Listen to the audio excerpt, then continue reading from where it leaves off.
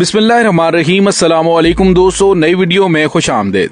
दोस्तों, तीसरी आलमी जंग का तबल बज गया। रूसी सदर व्लादिमीर पुतिन ने जौहरी हथियारों को एक्टिव करने का हुक्म दे दिया, जबकि दूसरी जानिब एटमी हथियारों से लैस आबदोज को समुद्र में उतारने के अहकाम जारी। एटमी हमलों से बचने के लिए आगाही मुहिम मीडिया पर शुरू हो गई। जौहरी जंग ने अमेरिका और यूरोप की नींदें उड़ा दी। वीडियो की तफसील में जाने से पहले आप देख रहे हैं हकीकत की दुनिया डॉक्टर अली के साथ। हमारा चैनल सब्सक्राइब करके घंटी के निशान को दबाना मत भूलिएगा। इस वीडियो को ज्यादा से ज्यादा फेसबुक, व्हाट्सएप और सोशल मीडिया पर शेयर जरूर करें। शेयर और लाइक करने के साथ साथ कमेंट बॉक्स में पाक फौज जिंदाबाद, पाकिस्तान पाइंदाबाद और पाकिस्तान के गुमनाम हीरोज को सलाम का नारा कमेंट जरूर कीजिएगा। दोस्तों, रूस के सदर व्लादिमीर पुतिन ने रूस की न्यूक्लियर फोर्सेस को खुसूसी तौर पर अलर्ट रहने का हुक्म जारी कर दिया है। रूस की सबसे ताकतवर जौहरी हथियारों से लैस आबदोज को समुद्र में उतारने से दुनिया भर में तशवीश की लहर दौड़ गई है। आलमी मीडिया पर मुमकिना तीसरी आलमी जंग की बाज़गश्त सुनाई देने लगी है। दूसरी जानिब रूस खुलेआम नाटो और अमेरिका से हमायत और मदद चाह रहा है और चोरी छुपे थोड़े से हथियारों की फराहमी पर यूक्रेनी सदर ने यूरोप और अमेरिका को खरी खरी सुना दी है। दोस्तों, इन इकदामात से रूस मुमकिना तौर पर दूसरे ममालिक को खबरदार करना चाहता है कि वो यूक्रेन में कशीदगी में इजाफा करने में मुदाखलत न करें, न कि वो जौहरी हथियारों को इस्तेमाल करने का कोई इरादा रखता है, क्योंकि मॉस्को एक बड़ी जंग का मुआशी दबाव बर्दाश्त नहीं कर सकता।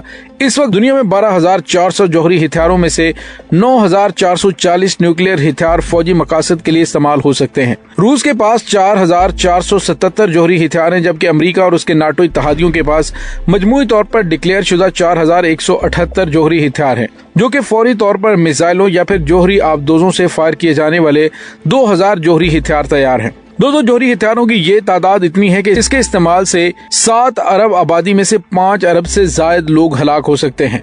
तो ऐसी सूरत हाल पैदा होने के खदशे के बावजूद सदर पुतिन क्यों धमकियां दे रहे हैं, इस पर रूसी उमूर के तजियाकार बरतानवी प्रोफेसर ने कहा कि सदर पुतिन यूक्रेन जंग में बड़े नुकसानात उठाने के बाद अब अपनी खफगी मिटाने और बाकी दुनिया को अपनी शराइत मनवाने के लिए इस धमकी का सहारा ले रहे हैं। उन्होंने कहा कि लगता नहीं है कि पुतिन एटमी हथियारों का इस्तेमाल करें, ताहम अगर रूस जौहरी हथियारों का इस्तेमाल करता है और तीसरी आलमी जंग शुरू हो जाती है तो खतरा सिर्फ कुछ ममालिक, कुछ इलाकों और जंग के मैदान तक ही महदूद नहीं रहेगा, बल्कि ये सही मानों में पूरी दुनिया के लिए एक बका का मसला होगा। अमेरिका के महकमा दिफा पेंटागन के एक एहलकार ने बताया है कि उनके ख्याल में लगता नहीं कि पुतिन बड़े एटमी हथियार इस्तेमाल करने की गलती करेंगे। ताहम उन्होंने इस बात को मुस्तरद नहीं किया गया कि पुतिन छोटे जौहरी हथियारों को, जिसे टैक्टिकल वेपन्स कहा जाता है, उन्हें इस्तेमाल कर सकते हैं। उन्होंने ये भी कहा कि अमेरिका और उसके इत्तहादी हर मुमकिन कोशिश करेंगे कि वो एटमी तनाज़े का हिस्सा ना बने और तीसरी आलमी जंग शुरू करने की वजह ना बने। ताहम अगर अमेरिका या फिर नाटो ममालिक पर बराह रास्त हमला हुआ तो बड़ी जंग शुरू ना होने की गारंटी नहीं दी जा सकती। दोस्तों, ख्याल है कि इस इक़दाम से रूस मुमकिना तौर पर दूसरे ममालिक को खबरदार करना चाहता है कि वो यूक्रेन में कशीदगी इजाफा करने में मुदाखलत ना करें, न कि वो जौहरी हथियारों को इस्तेमाल करने का इरादा रखता हो। दोस्तों, यहाँ पे आपको ये बताते चलें कि जौहरी हथियार तकरीबन 80 साल से मौजूद है और बहुत से ममालिक उन्हें एक ऐसी दिफाई सलाहियत के तौर पर देखते हैं जो उनकी कौमी सलामती की जमानत फराहम करते हैं। जौहरी हथियारों के तमाम अदाद-ओ-शुमार अंदाजों पर ही मबनी है। फेडरेशन ऑफ अमेरिका साइंटिस्ट के मुताबिक रूस के पास 5,977 जौहरी वॉरहेड्स हैं, यानी वो आलात जो जौहरी धमाकों को मुतहर्रिक करते हैं। हालांकि इसमें तकरीबन 1,500 ऐसे हैं जिनकी मुद्दत पूरी हो चुकी है, अब उनको तलफ किया जाना बाकी है, और बाकी 4,500 या उससे कुछ ज्यादा ऐसे हैं जिनकी अक्सरियत को स्ट्रेटेजिक जौहरी हथियार समझा जाता है, जो आमतौर पर सिर्फ जौहरी जंग के दौरान इस्तेमाल के लिए बनाए जाते हैं, जो तवील फासले तक अहदाफ को निशाना बनाने के लिए होते हैं। बाकी छोटे कम तबाहकुन जौहरी हथियार हैं जो कि मैदान जंग या समुद्र में कम फासले तक इस्तेमाल के लिए हैं, लेकिन इसका मतलब ये नहीं कि रूस के पास तवील फासले तक मार करने वाले हजारों जौहरी हथियार तैयार नहीं हैं। माहिरीन का कहना है कि इस वक्त 1,588 जौहरी वॉरहेड्स तैनात हैं, जिसका मतलब ये है कि ये हथियार मिसाइलों, बम्बार्ड अड्डों या फिर समुद्र में आबदोजों पर नस्ब हैं। दुनिया भर के 200 से ज्यादा मुल्कों में सिर्फ 9 चीन, फ्रांस, भारत, इसराइल, शुमाली कोरिया, पाकिस्तान, रूस, अमेरिका और बरतानिया के पास जौहरी हथियार मौजूद हैं। चीन, फ्रांस, रूस, अमेरिका और बरतानिया भी उन 191 रियासतों में शामिल हैं जिन्होंने जौहरी अदम फैलाव के आलमी मुआहदे पर दस्तखत कर रखे हैं। इस मुआहदे के तहत उन्हें अपने जौहरी वॉरहेड्स के जखीरे में तखफीफ करनी है।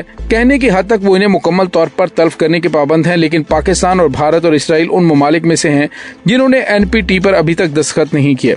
दुनिया में जौहरी हथियारों की मौजूदगी के बावजूद गालिब इम्कान यही है कि अगर जंग हुई तो कन्वेंशनल वार ही होगी। होगी। कोई भी मुल्क जौहरी हथियार इस्तेमाल करने की गलती नहीं करेगा। यूक्रेन का इन्हिसार अमेरिका और नाटो इत्तेहादियों पर था, लेकिन वो मजम्मती बयानात या दूसरे मुल्कों के जरिए थोड़ी बहुत इमदाद देने से आगे नहीं बढ़ रहे।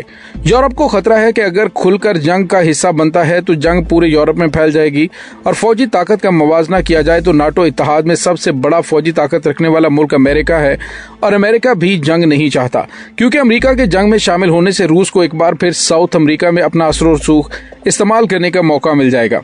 दोस्तों, दुनिया मुख्तलिफ कैंपों में तकसीम हो रही है और गैर जानिबदारी छोटे ममालिक के लिए तबाहकुन होगी। दूसरी जंग अजीम में सल्तनत उस्मानिया की गैर जानिबदारी की जो कीमत तुर्की और मुसलमानों ने अदा की वो सबके सामने है और कुछ बैद नहीं कि 2023 तक तीसरी आलमी जंग शुरू भी हो जाए। इसके बहुत सारे इम्कानात नजर आ रहे हैं, जिसमें सबसे बड़ा मसला आलमी कसाद बाजारी का है। पहली और दूसरी जंग अजीम शुरू होने से पहले के हालात का अगर जायजा लें तो पता चलता है कि एक बड़ी वजह उस जंग के शुरुआत की सबसे बड़ी वजह मुआशी हालात थे और आज दुनिया भर में मुआशी हालात दोनों जंगों से ज्यादा खराब है। दुनिया को इन हालात तक पहुंचाने वालों ने माजी में भी दोनों आलमी जंगों में आम शहरियों के हाथ अपने गिरेबान तक पहुंचने से पहले तवज्जो जंग की जानिब मोड़ दी थी और इस वक्त भी कुछ ऐसे ही हालात पैदा हो रहे हैं। दोस्तों, इस साल फरवरी में रूस के सदर व्लादिमीर पुतिन ने जब यूक्रेन पर हमला किया था तो उन्होंने उसे एक ऑपरेशन करार दिया था, लेकिन ये अब एक बहुत बड़ी और तवील जंग बन चुका है। इस दौरान सदर पुतिन 2 मरतबा एटमी हथियारों के इस्तेमाल की धमकी भी दे चुके हैं।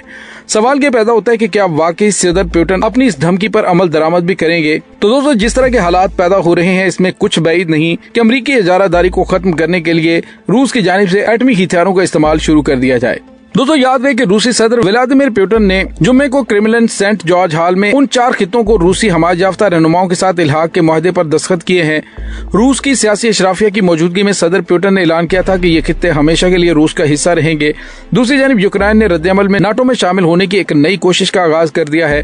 रूस के सदर व्लादिमीर ज़ेलेंस्की ने वज़ीर आज़म और पार्लियामेंट के स्पीकर की मौजूदगी में कहा कि उनका मुल्क अब हकीकत में नाटो का रुकन बन रहा है। उन्होंने इल्जाम आयद किया कि मॉस्को यानी रूस कत्ल, धोखाधड़ी और झूठ से सरहदें तब्दील करने की कोशिश कर रहा है।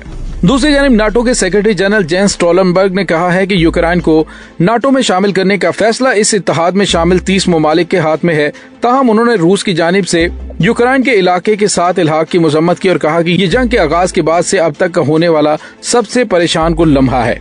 दोस्तों, बहरहाल आलमी मीडिया की जानिब से और आलमी रहनुमाओं की जानिब से इन खदशात का इजहार किया जा रहा है कि व्लादिमीर पुतिन रूसी सरजमीन के दिफा के लिए जौहरी हथियारों के इस्तेमाल के लिए तैयार हैं और आने वाले चंद दिनों में वो यूक्रेन पर छोटे या टैक्टिकल जौहरी हथियारों का इस्तेमाल कर सकता है। दोस्तों, वैसे तो टैक्टिकल जौहरी हथियार पहले किसी जंग में इस्तेमाल नहीं हुए।